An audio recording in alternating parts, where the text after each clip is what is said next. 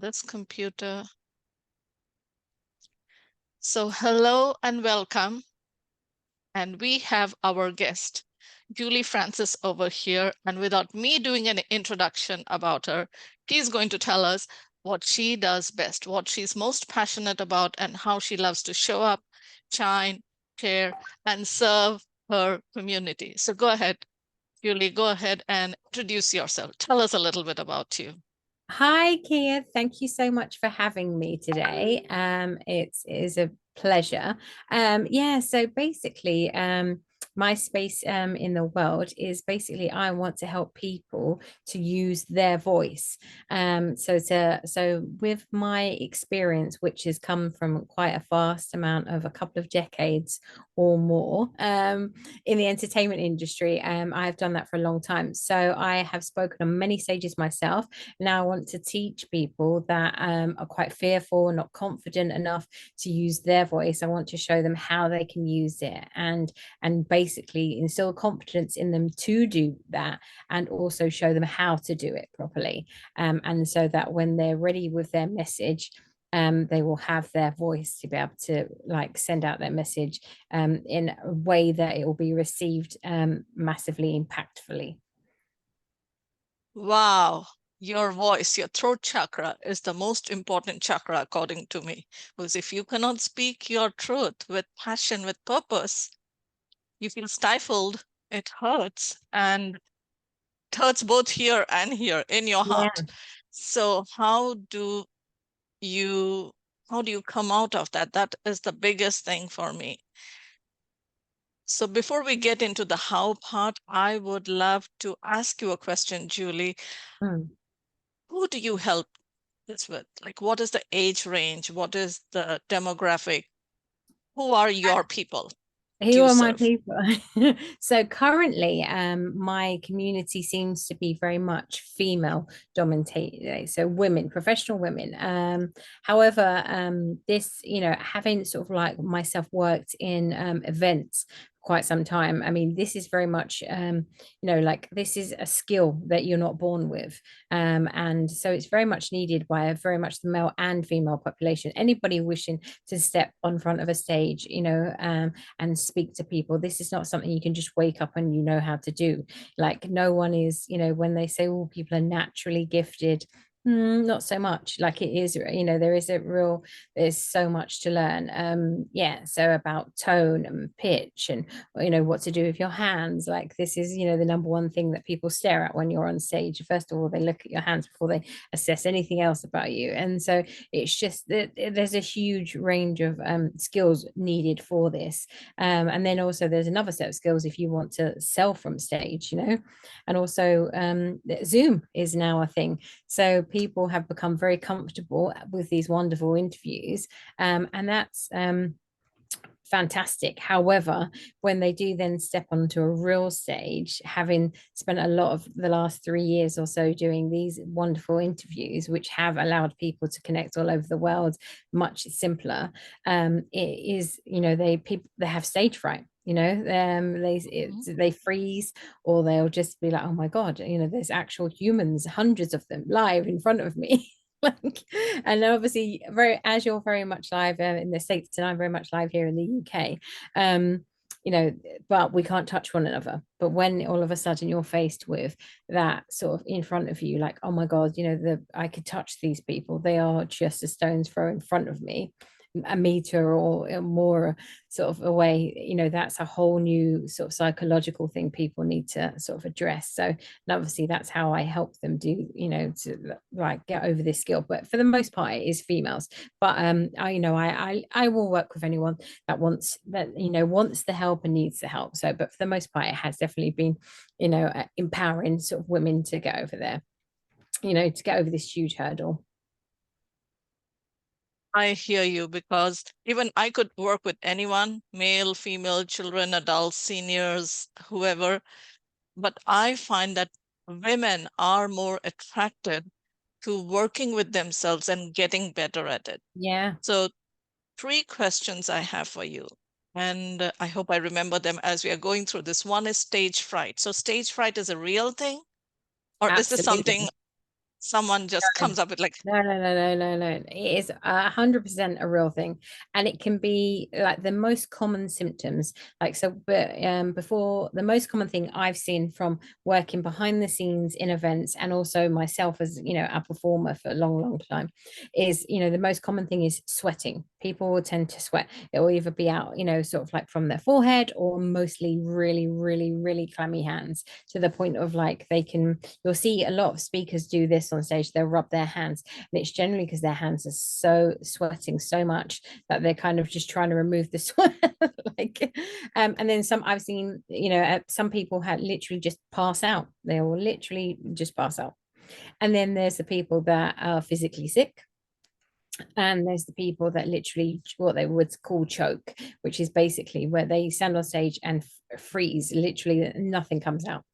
So they're like the main stage fright symptoms people suffer from on a day-to-day basis. It doesn't matter what stage I've seen, where speakers I've seen people come from on the world, they're the main things that I've seen people suffer from. And then, yeah, and it's just kind of knowing how to manage that, before you go on accepting it, and then knowing how to manage it. so one of the things that we can make very clear when we see this world-class performers, we see movie stars, we see stage actors, in the theater, we see sports heroes out there, and somebody shoves a mic in front of their face and they start speaking. At least the sports heroes, they're already sweating. So this is something they have to learn to come and speak improv. And it's not something, so when we see someone who's speaking on stage, we know that they have had years of training or whatever it is, coaching or something, to Yeah. come up and come across that natural, because we are nervous. You talked about choking, you talked about, sweaty palms. You said people throw up, people collapse, people fall on stage. Mm-hmm. And that, to me, as a hypnotherapist, that comes across as anxiety, fear of maybe Yeah. rejection, fear of their own brilliance, if you look at it from the spiritual point of view. So you take people from being nervous to coming across as natural, if we could say it that way. That's what Yeah, you do. absolutely. Yeah, absolutely. Yeah. So people that are so fearful that, were one of those people that did used to be sick before they went on stage, or did used to sweat profusely, or, or they would forget what they were saying, or like I said, they would step on stage and forget why they were even there, and they were like, oh, like what am I even meant to be speaking on, and obviously like when you're speaking on smaller stages, you won't necessarily have a screen like in front of you that will be sort of like a feedback screen which will have all the information on of your like talk, and sometimes some sort of places won't even have a lectern, so therefore you haven't even got anywhere to put your physical notes, so you just have to remember this from memory. And then that can be another sort of symptom that shows up for people that have massive anxiety. And yeah, and it is, well, that's all it is anxiety. But at the end of the day, like speaking, this is what I say to like all of my clients, speaking is just breathing. That's all it is. It is Yes, as simple speaking as is that. just breathing. Yes, every time we speak something, we are exhaling. Yeah, If you put your it's hands in front of your mouth and you try to say anything, including your name, there will be a burst of air on your mm. fingers. And so this is a skill set, and it can be learned. Absolutely, everything can be learned. Like nobody like was born coming out of the womb like a presenter to be able to present on stage, or to present on a massive Zoom for hundreds of people. Like nobody was born doing this. So everything that we know in every part of our life, we learn how to do it. And Th- speaking is just another one of those things that we will learn how to do if you want, Okay. should you. Okay, so there you have it. If you want to speak, you have Coach Julie over here who helps anyone to learn to speak. They go from Absolutely. being nervous to natural. So here is a question that is going to go a little bit deeper. I know you mentioned that you have been doing it for a few decades now. So tell me, what got you into doing this for us? Because I'm not an actor, and a lot of people They No. don't go up on stage. So tell me your reason, your passion, your why, how you got started, and why did you decide to take this on? It was purely because like, so what I would encounter so many people, like I said, so through my sort of years of working events in as an event manager, which is more recently, and that would be at huge events in London and various cities in the UK, so London, sort of Birmingham, Manchester. I would come across lots of huge keynote speakers, you know, everything from Tony Robbins to Grant Cardone, Mel Robbins. They've all performed on big stages in London. And then there's sort of the people that have also feel they have a message, but they just don't know where to begin. To, you know, they know that they would love one day to be able to send their message out there, but they just don't. The very thought of it makes them just feel sick. You know, just thinking that, you know, they could, you know, they know that they want to do that. They know they have a message like yourself. They're born to share with people, but they just don't know that, like, how to get there.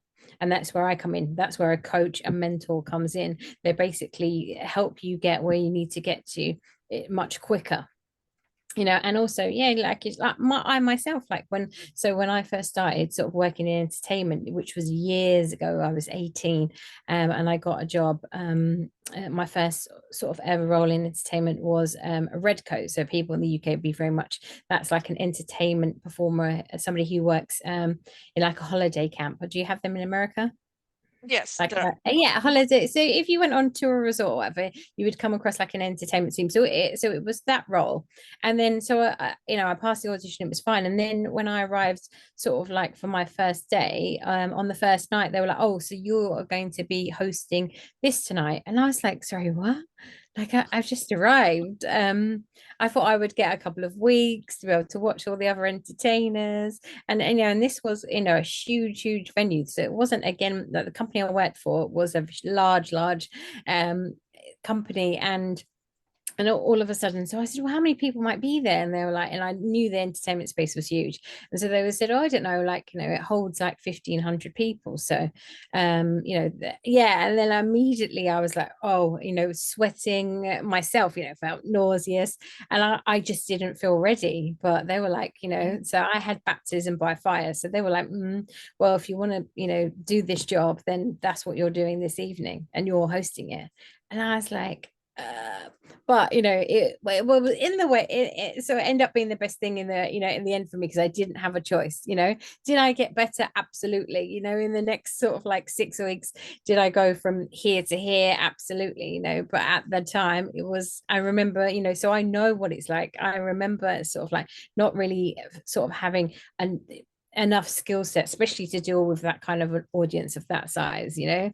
So and I, yeah, I wasn't ready, you know. So I sort of, I had some skills enough to get me, for me to get the job, but then not really enough to be able to then do the job like to the standard really like it should have been done initially. But I learned, you know.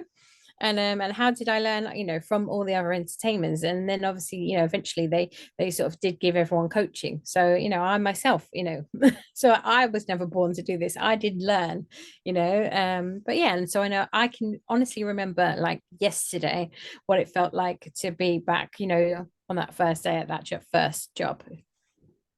I was so petrified. yes, I can just imagine. But I think you had an advantage of being 18 years old, because when we are Yeah. young, we have less fear. And fear is an emotion that piles up over itself. Over the years, people get more and more fearful. So if you are young and you're thrown into something, you can still do it and be okay with it. And as the time proceeds and we master our skills and we become so good at something that we are passionate about, but when it comes to standing on stage or being in front of a Zoom camera and sharing it with the world, suddenly we start doubting everything. You know, it doesn't matter if you have been doing this for 10, 20, 30, 40, or 50 years. So if you are a person who's not a teenager and who pushed in front of a 1,500 people, 1,500 or 15,000? No, 1,500. Well, like 1,500. 1,500. Yes, 1,500. Then you need to think about or start the process in finding a coach that you resonate with. Our coach Julie is here. So do you call yourself a voice coach, a speaking coach, a motivational coach? Tell me your specialty. Yeah, no, it's public speaking.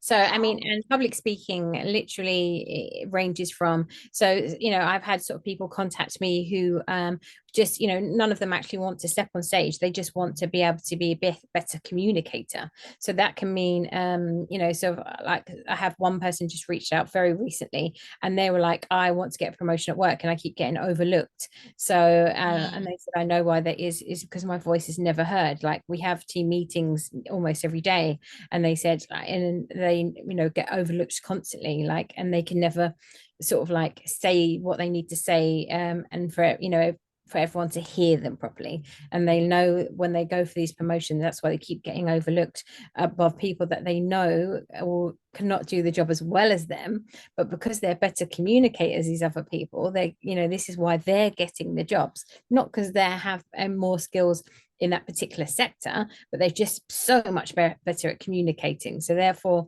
who are you going to give the job to, the promotion to? Who are you going to, if you're pitching for a company, it's going to be the people that communicate the best is going to win, that pitch or is going to get that promotion or is going to communicate the best with their children. They're going to have the better relationship. So yeah, so there are more and more people that actually like, no, I just need, better communication skills. So, public speaking yes. is not just for a stage, it is for basically it's just communication, which is just breathing. And as long as you kind of think of those things in mind, it should helpfully take out the initial kind of like, oh, it's really not that anything to worry about, but it's sort And of when, like people are become fearful and it is yeah, it is mostly about down to sort of like, am I good enough, will people judge me? They're the types of things that people say over and over that I hear a lot, that people are fearful. What gives them the anxiety to begin with? yes, so what I'm hearing is self-esteem, self-worth, self-confidence. Yes, You absolutely. And so if you're struggling with either of those three things, it will be hard for you to communicate. And communicate in my model of the world is not just about speaking and not just about listening, it's about connecting. It goes beyond 100%. a conversation where you can come across and speak your purpose with passion and feel heard. Because the first feeling of sorrow is when you are left unseen. The second one is not being heard. And the third one is not being understood. People don't get me, like you said. So Mm-hmm. it's after you are noticed, after you are seen, after you're seen, you need to get noticed. And that comes to when you are able to speak and people hear you. It's not just noise, you're connecting with them. And the third thing is, yes, people understand you. So it goes even at a deeper level. So how do people get a hold of you? Do you have a Um, website? Do you, how Yeah, do so people I'm find you? literally I'm just going currently sort of like in the process of a rebrand. So at the moment, if people want to, because my website is literally sort of like in the midst of literally having a as I'm going through this rebrand. So literally people could get hold of me, contact me by email by all means, which will be hellocoachjulie@gmail.com. Wow. Um It's very so yeah, simple. Hello, Coach Julie at gmail.com. All right. yeah. So that is definitely the best way to get hold of me currently. Like my website will be up again soon, but because like we are literally having a bit of a shuffle purely because like I said, I was very much just helping one kind of client.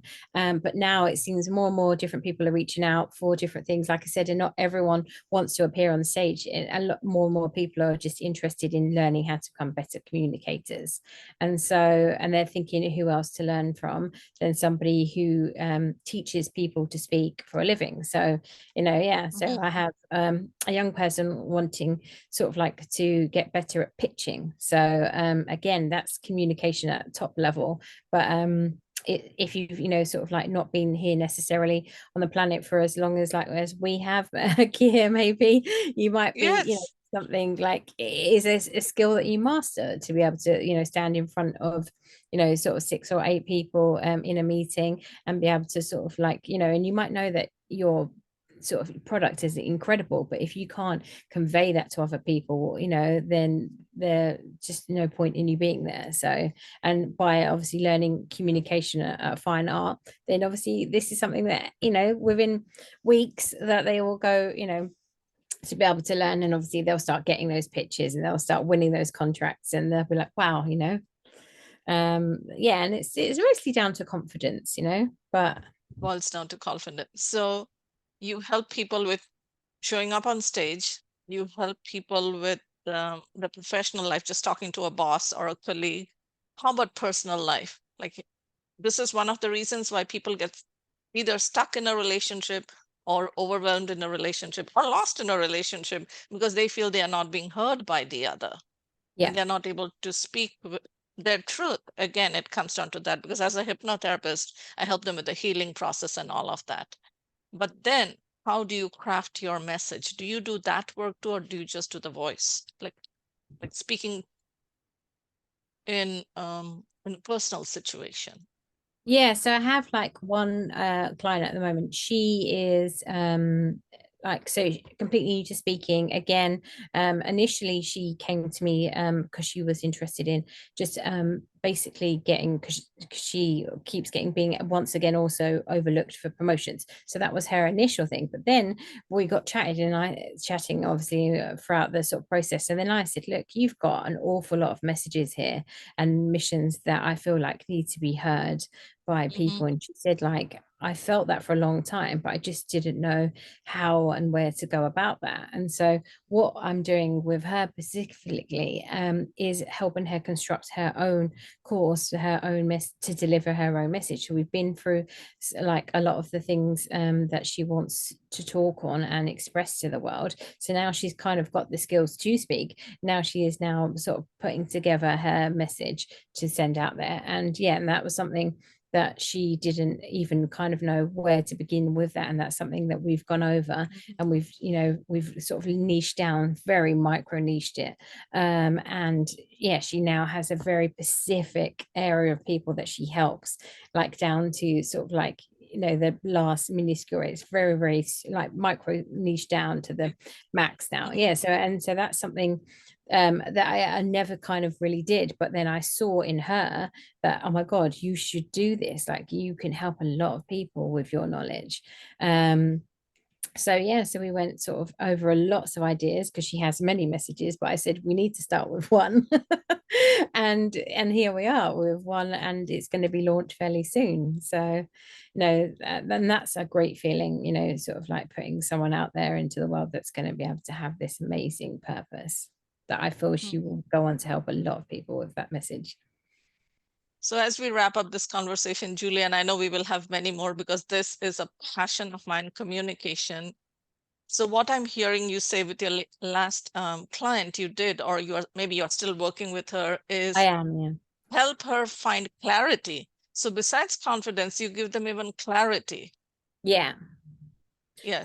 Totally, yeah, yeah. With like I said, this particular client, she had, she was like, oh, yeah, I sort of have done, I'm passionate about sort of like my work that I do here. And she said lots of people come to me with various different issues and things like that. And then I just said, what I'm hearing from you is that you could help people with this. And then obviously when we got sort of into it, like yeah, it was amazing to be able to, I don't want to sort of say too much yet because she hasn't yet launched. So Mhm. once she's launched, then I'm sure she'll be happy for me to spread her mission. But yeah, it's going to be really exciting. So yeah, the current sort of like world that she helps in is generally where she helps people that have kind of suffered abuse, and that I will say that like that's kind of topic that she's going help people, and I feel that's such a needed thing, Mhm. people of sort of like from domestic abuse, they need to be able to sort of know that there's someone out there that can help you sort of navigate your way out of that situation. And this is where she's going to come into her, her own, which is a really great message. So yes, so she didn't know that was something that she could do. And so yes, 100% we have given her clarity sort of like on that. She knows exactly where she's headed now. with her message. She knows what message, she knows who her audience is, she knows how to get to them, she knows how to speak to them when she gets there. So here is my last question for you. And what does it do for you when you see your clients come to you, work with you, and graduate from your program and be able to communicate and connect with clarity and confidence?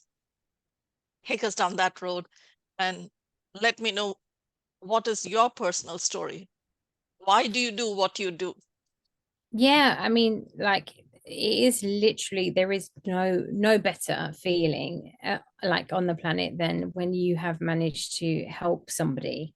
You know, if you're able to serve somebody and serve them well, and you can see literally like before my very eyes, I can see the growth in this person, and then now you know they're accelerating in all aspects of their life. So and it's great to hear because like I said, once you are effective and great communicator, that won't just help you with your job, it won't just help you sort of like you know communicate with your parents better, but it's going to help you in your relationships, it's going to help you literally in every aspect of your life, you know, be a better parent, you know, be a better daughter or sister or friend or partner. And so this is where it's so great, and then to hear all the stories that come along with it. So oh my god, this happened this week and this would never have happened before, or you know, like I yeah, like I said, you know, I managed to sort of convey to my partner that I wasn't happy about something, and it was, you know, and it was just something that sort of being upsetting for them for a long period of time, and now they were able to speak up and set boundaries where before they was not able to do that. So boundaries was not a thing for a lot of people, and now all of a sudden they have a voice and they're able to establish them, and so that it has therefore made their relationship, which was, you know, headed towards a you know a slow road that was declining, which is now back, you know, it's found sort of like a new regenerate. Oh, I can't even say that word this evening. Rejuvenation. Rejuvenated. Yes. Yes, rejuvenation, a breath of Rejuvenation. fresh air. I can Yeah, feel your completely. passion. Yeah, I they can just feel your breathe life passion. into them. And so that is incredible to see. And so the purpose, like, you know, this isn't really about sort of, you know, money for me. It was about working in an industry where it was purposeful. So, you know, in a world where capitalism is, you know, off the chain, for me, it was about what do I want to do, and what do I, you know, where does my impact footprint want to be? And it's helping other people And and that's the helping other key. people to help themselves. Yes, that's the key, that impact and your footprint. So Mm, this is what you are doing. What I'm hearing you say, Julie, is you're helping someone else shine by bouncing off absolutely. of you, and then they get to help someone else, like the client of yours Mhm. was going to be helping all those people in, you know, not so nice situations. Yeah. Yes, so it is like a domino effect. One person stands up and shines. So thanks to that person who threw you in front of the 1,500 people at the age of Yeah. 18 on day one, it's cascading effect of having more light in the world, having more, giving more people the opportunity to stand and shine. So if Yeah. there is a favorite quote or a poem or a line or a message that you have while we are in this high energy that you would love to leave for your audience, what would that be, encapsulating everything that we shared? And I know there's so much more that'll come. Yeah, I mean, just that there is literally nothing special about me. It is, you know, all I'm doing is showing people how to do a skill that I have learned. And so anybody can learn to do this, you know, and it's just about taking that first step, you know. So the first step is that they're listening to your podcast, or you're, you know, they're watching this on YouTube or listening to it on Spotify. So you know, like that they've made the first step to, you know, like to try and sort of get some growth into their life, and the second step is then taking action. And so and this is where it is like, you know, anyone can do this, and you know you're only one step away from, you know, changing your life. Yes, one step away from changing your life. And what, Julie, what you shared, you know, I could feel your humble heart, that you want your clients to be able to sing their song, to be able to share that story and make this place, this world, a more beautiful, more fragrant, lighter place, a more loving place on the planet. Yes.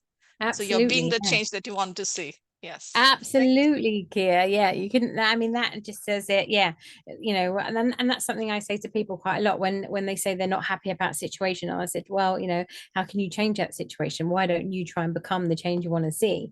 And so, and yeah, and some people take that advice and some don't. And but the great thing is, like, more and more people are, deciding, like, do you know what? I have got something to say, and it is going to help people. And even if, like, I help just one person every day or one person every week, then I feel like that my time here, has not been a waste. My time here has been purposeful and impactful. And I'm hopefully going to leave behind a huge amount of people behind me that go on to do great things, not just for yes. themselves. I mean, if they change their life, they don't, not only do they change their life, but they change their family's life, or whoever is in their world, or it could be their parents, or so by changing your life, you're also impacting other people immediately anyway. Thank you so much, Coach Julie. And the way to get hold of you is Hello, Coach Ju- Coach Hello, Julie. hello. Don't forget to Uh, greet.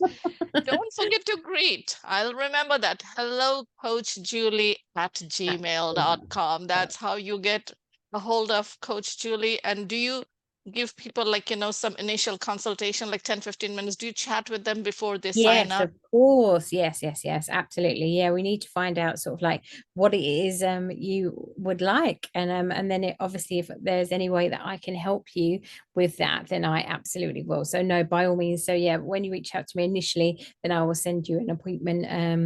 And then we can book in an appointment time when we're both free, and then we can just basically have a chat and then just see if there's some way that I can help you. And if I can help you, then we'll discuss like how we can do that. So yeah, it'll be very simple. So yeah, just contact me please via email, and then we'll go from there, and we'll see how we can make the world a better place together, one step at a Thank time. you. Yes, one step at a time, making the world a better place to live in. And we're leaving this for our children and our children's children, even the unborn ones. There you go. Lots of love. Thank you so much for tuning in. And thank you for being here, Julie Francis from UK. I can't tell you how much I'm thrilled that we got to do this together. All Oh, right. and me too, me too. It's been a real pleasure to sort of get to know you a bit more, and to sort of, yeah, to take part this evening. It's been a real pleasure. All right. I will see you in a few days, my dear, and then we will give each other a nice big hug Yes, in person for sure. in person. All right. Lots of love. Bye now. Take care. All right. How do you feel? This will get cut off. Okay, I'll just stop the recording here now.